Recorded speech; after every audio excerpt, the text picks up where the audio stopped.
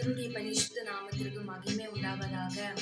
இந்த நேரத்திலையும் கூட இந்த பிரச்சனைக்கெல்லாம் என் வாழ்க்கையில ஒரு முடிவே இல்லையா, அந்த பிரச்சனை தொடர்ந்துட்டே இருக்குமா, என் வாழ்க்கை எப்படி போயிருமா அப்படின்னு சொல்லி யோசிச்சு கொண்டு இருக்கிற உங்களை பார்த்து ஆண்டவர் சொல்லுகிறார், இம்மட்டும் வா, மிஞ்சி வராதே. இன்னைக்கு அந்த பிரச்சனைகளை பார்த்து, அந்த பாடுகளை பார்த்து ஆண்டவர் சொல்லுகிறார், இம்மட்டும் வா, மிஞ்சி வராதே என்று சொல்லுகிறார். இன்னைக்கு யோபுடைய வாழ்க்கையில அநேக பிரச்சனைகள், ஆனா ஆண்டவர் அந்த பிரச்சனைகளுக்கு ஒரு முடிவை வைத்தது போல இன்னைக்கு உங்க வாழ்க்கையில அது கடன் என்கிற பிரச்சனையா இருக்கலாம், சமாதானம் என்கிற பிரச்சனையா இருக்கலாம், இல்ல வியாதி என்னும் பிரச்சனையா இருக்கலாம், இல்ல வேலைகள்ல பல பிரச்சனைகளா இருக்கலாம்.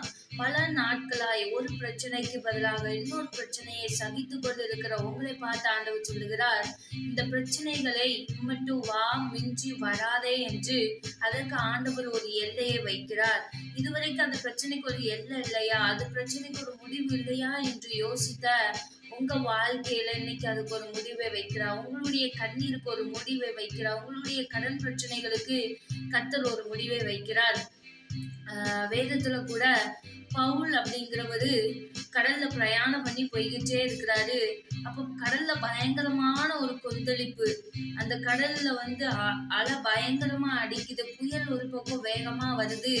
அவர் அப்படியே முழுகி போயிருவனோ, அவ படகுல இருக்கிற எல்லாருக்கும் பயங்கர பயம், எங்க வாழ்க்கை இந்த கடல்ல முடிஞ்சிருமா அப்படின்னு சொல்லிட்டு.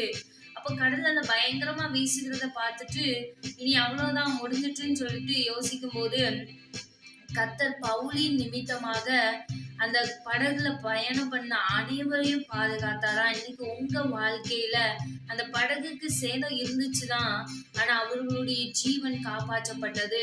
இன்னைக்கு உங்க வாழ்க்கையிலையும் பல பிரச்சனைகள் நிமித்தமாக வாழ்ந்து கொண்டிருக்கிறீங்களா, உங்கள் நிமித்தமாக உங்கள் குடும்பத்தின் நபரை கர்த்தர் காப்பாற்ற போகிறார். பவுலுக்கு செய்த தேவன் உங்களுக்கும் செய்வார். உங்களோட வாழ்க்கையில காணப்படுகிற எல்லா அலைகளையும் கர்த்தர் இப்பொழுதே நிப்பாட்டி அதுக்கு ஒரு எல்லையை வைத்து, இதுவரைக்கும் நீங்க துன்பத்தை கண்ட வருஷத்துக்கு ஈடாக கர்த்தர் உங்களை ஆசீர்வதிக்க போகிறார். கர்த்தர் உங்களோடு இருக்கிறார். கர்த்தர் உங்களை கொண்டு பெரிய காரியங்களை செய்வார். ஒருபோதும் சோர்ந்து போகாதீங்க. கர்த்தர் உங்களை ஆசீர்வதிப்பாராக.